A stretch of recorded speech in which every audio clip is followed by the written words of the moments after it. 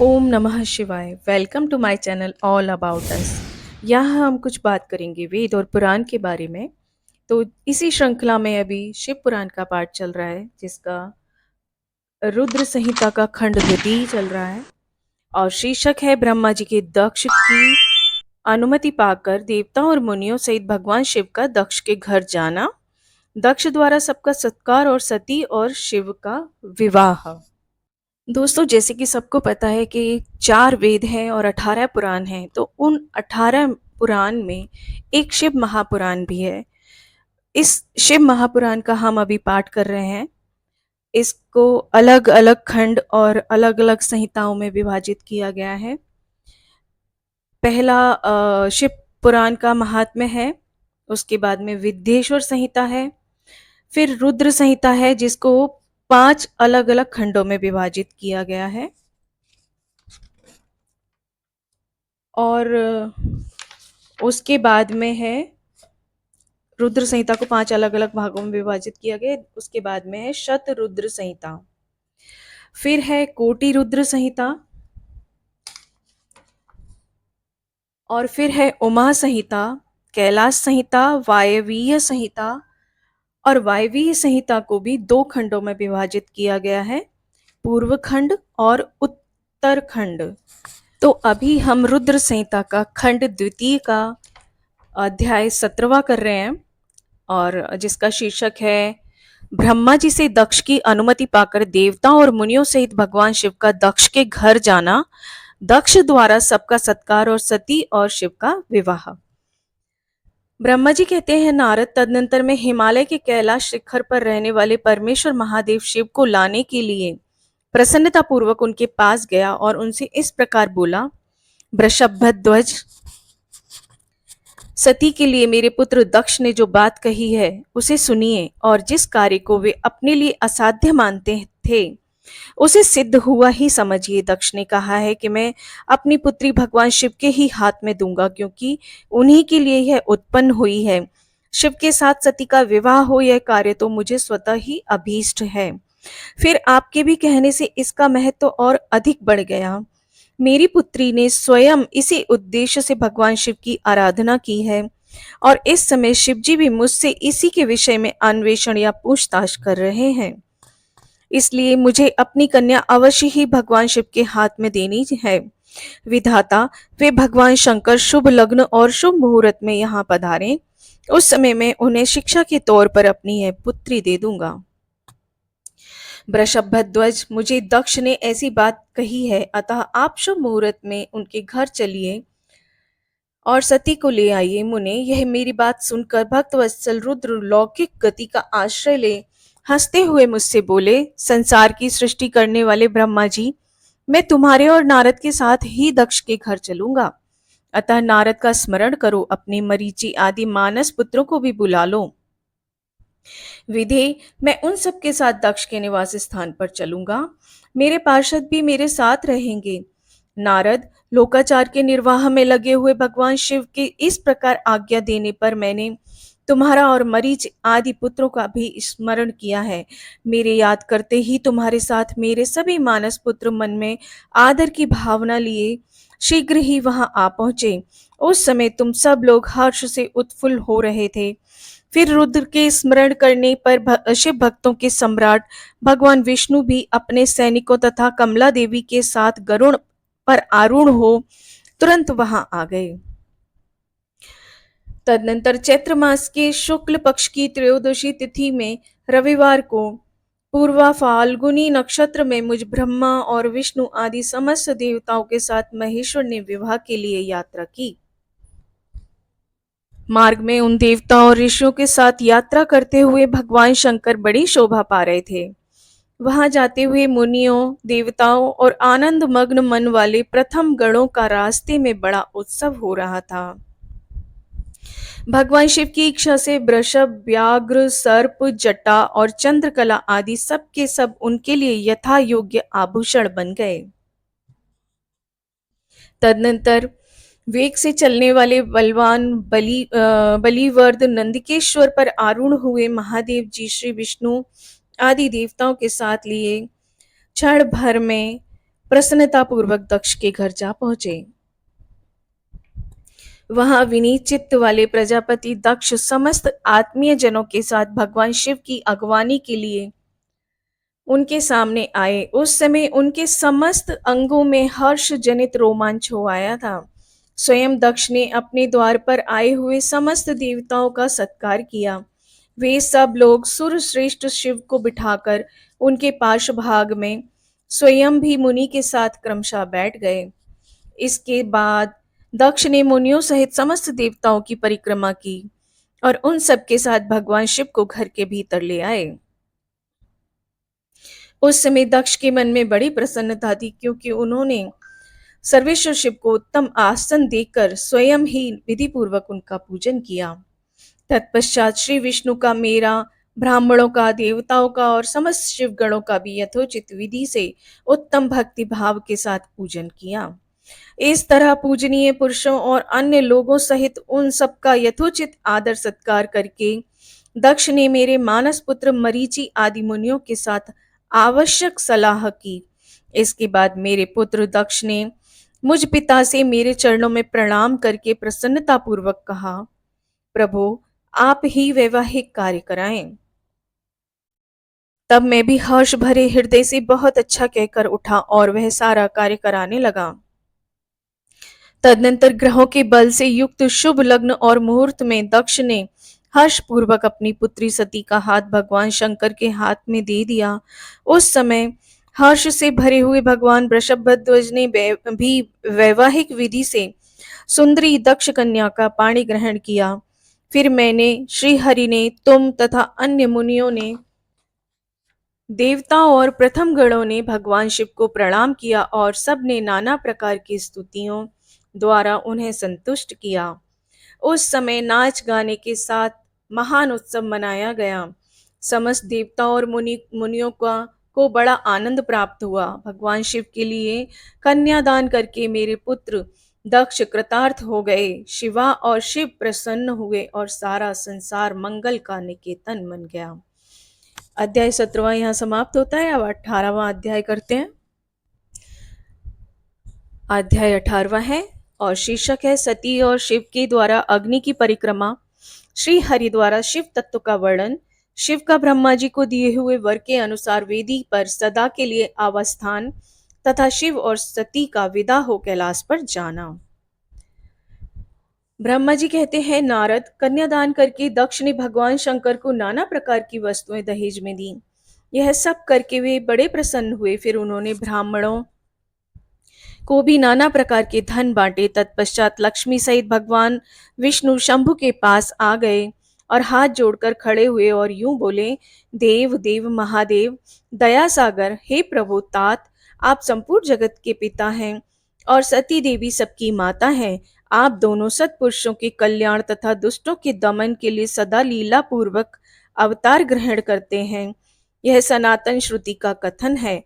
आप चिकने नील अंजन के समान शोभा वाली सती के साथ जिस प्रकार शोभा पा रहे हैं, मैं उससे उलट लक्ष्मी के साथ शोभा पा रहा हूँ। अर्थात सती नीलवर्णा और आप गौरवर्ण हैं, उससे उल्टे मैं नीलवर्ण तथा लक्ष्मी गौरवर्णा है। यहाँ पर भगवान शंकर को गौरवर्ण और सती को नीलवर्ण बताया गया है। हम लोग भगवान शंकर को नीलवर्ण मानते हैं और यहाँ भगवान गौरवर्ण मानेगा। जैसे एक मंत्र है नो, कर्पूर गौरम करुणावतारम, उसमें भी भगवान शिव का जो उल्लेख है वो कर्पूर जैसी कांति है, कर्पूर जैसी उनकी काया है, वो बताते हैं। तो यहाँ भी भगवान शंकर को गौरवर्ण बताया गया है और माता सती को नीलवर्णा बताया गया है। हे नारद, मैं देवी सती के पास आकर ग्रह सूत्रोक्त विधि से विस्तार पूर्वक सारा अग्नि कार्य कराने लगा।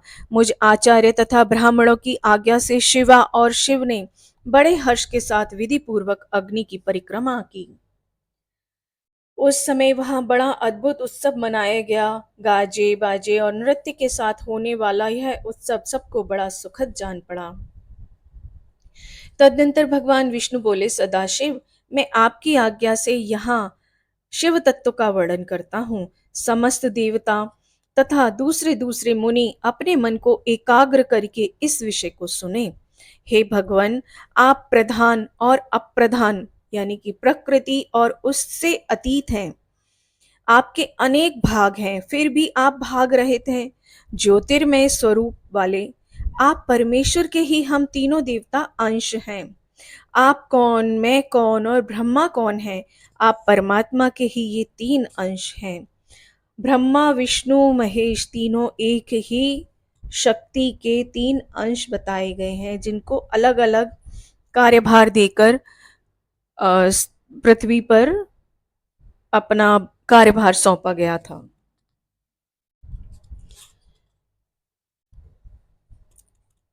आप अनेक भाग हैं, फिर भी आप भाग रहित हैं। ज्योतिर्मय स्वरूप वाले आप परमेश्वर के ही हम तीनों देवता अंश हैं। आप कौन हैं, मैं कौन हूं और ब्रह्मा कौन है? आप परमात्मा के ही तो तीन अंश हैं, जो सृष्टि पालन और संहार करने के कारण एक दूसरे से भिन्न प्रतीत होते हैं। सबके कार्य अलग हैं, इसलिए हम सब एक दूसरे से भिन्न प्रतीत होते हैं। आप अपने स्वरूप का चिंतन कीजिए। आपने स्वयं ही लीला पूर्वक शरीर धारण किया है। आप निर्गुण ब्रह्म रूप से एक हैं। आप ही सगुण ब्रह्म हैं और हम ब्रह्मा विष्णु तथा शिव ये तीनों एक ही शक्ति के तीन अलग अलग रूप हैं। शिव, हम अगर माने, कोई मानता है कि कृष्ण को मान रहे हैं तो शिव को मत मानो, अरे सबको मानो, सब एक ही परमात्मा के अंश हैं। तो दोस्तों, मेरा आप लोगों से हाथ जोड़कर निवेदन है कि मेरे इस चैनल को लाइक शेयर एंड सब्सक्राइब जरूर करें। Thank you. तो हम चलते हैं, अपना आगे का पाठ करते हैं। जैसे एक ही शरीर के भिन्न भिन्न अवयव मस्तक ग्रीवा आदि नाम धारण करते हैं, तथापि उस शरीर से वे भिन्न नहीं हैं, उसी प्रकार हम तीनों अंश आप परमेश्वर के ही अंग हैं, जो ज्योतिर्मय आकाश के समान सर्वव्यापी और निर्लेप स्वयं ही अपना धाम पुराण कूटस्थ अव्यक्त अनंत नित्य और दीर्घ आदि विशेषणों से रहित निर्विशेष ब्रह्म हैं। वही आप शिव हैं, अतः आप ही सब कुछ हैं।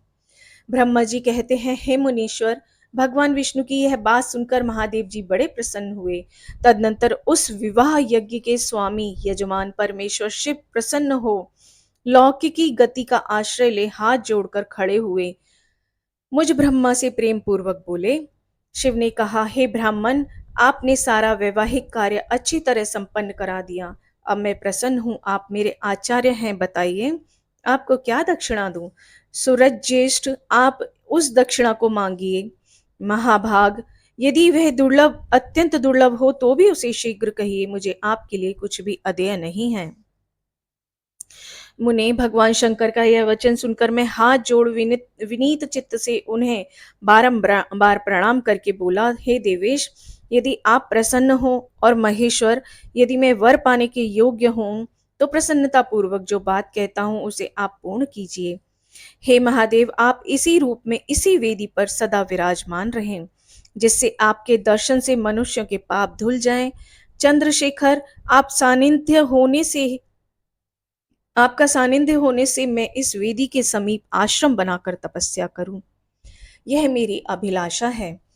चैत्र के शुक्ल पक्ष की त्रयोदशी को पूर्वा फाल्गुनी नक्षत्र में रविवार के दिन इस भूतल पर जो मनुष्य भक्ति भाव से आपका दर्शन करे, उसके सारे पाप तत्काल नष्ट हो जाएंगे, विपुल पुण्य की वृद्धि हो और समस्त रोगों का नाश हो जाए। जो नारी दुर्भगा, वंध्या, कानी या रूपहीना हो, वह भी आपके दर्शन मात्र से ही अवश्य निर्दोष हो जाएगी। कहते हैं ये वेदी आज भी हिमाचल, उत्तराखंड या कहीं ऐसी जगह पर है जहाँ पर शिव पार्वती का और शिव सती का विवाह हुआ था। वहाँ जाकर लोग अभी भी फेरे करते हैं। विवाह जो पति पत्नी होते हैं वहाँ, कुछ लोग तो वहाँ शादियां भी करने लग गए हैं। तो ये कहते हैं अभी भी वहाँ उपस्थित है। मेरी यह बात उनकी आत्मा को सुख देने वाली है।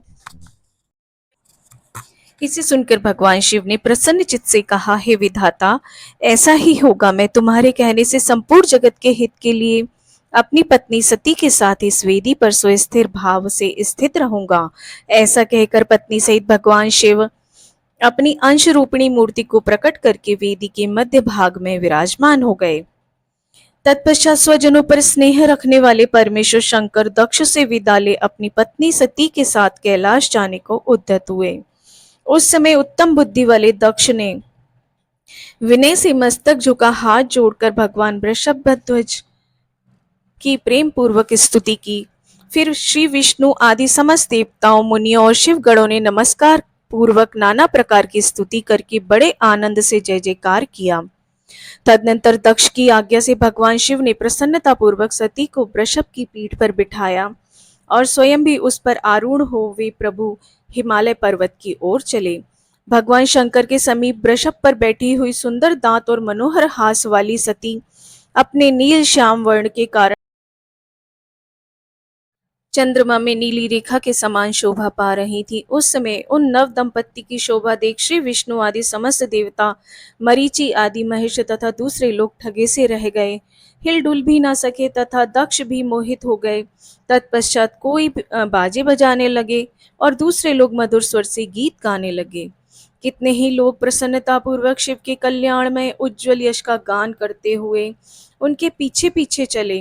भगवान शंकर ने बीच रास्ते से दक्ष को प्रसन्नता पूर्वक लौटा दिया तथा स्वयं प्रेमाकुल हो प्रमथ गणों के साथ अपने धाम को जा पहुंचे। यद्यपि भगवान शिव ने विष्णु आदि देवताओं को भी विदा कर दिया था, तो भी वे बड़ी प्रसन्नता और भक्ति के साथ पुनः उनके साथ हो लिए। उन सब देवताओं, प्रमथ गणों और अपनी पत्नी सती के साथ हर्ष भरे शंभु हिमालय पर्वत से सुशोभित अपने कैलाश धाम में जा पहुंचे। वहां जाकर उन्होंने देवताओं, मुनियों और दूसरे लोगों का बहुत आदर सम्मान करके उन्हें प्रसन्नता पूर्वक विदा किया। शंभु की आज्ञा ले वे विष्णु आदि सब देवता तथा मुनि नमस्कार और स्तुति करके मुख पर प्रसन्नता की छाप लिए अपने अपने धाम को चले गए।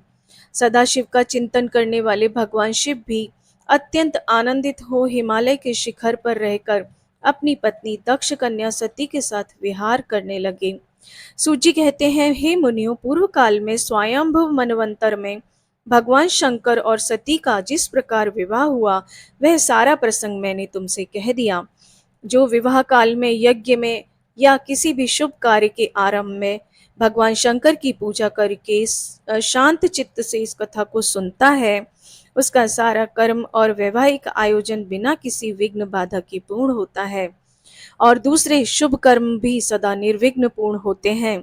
इस शुभ उपाख्यान को प्रेम पूर्वक सुनकर विवाहित होने वाली कन्या भी सुख, सौभाग्य, सुशीलता और सदाचार आदि की सद्गुणों से संपन्न साध्वी स्त्री तथा पुत्रवती होती है।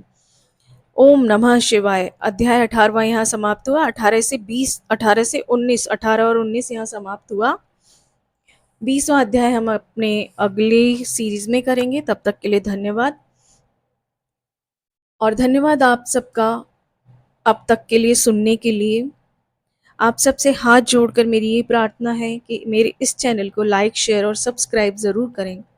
आप लोगों के सब्सक्राइब करने से या लाइक शेयर करने से हम लोग को थोड़ा सा हिम्मत मिलती है और वीडियो बनाने के लिए। धन्यवाद।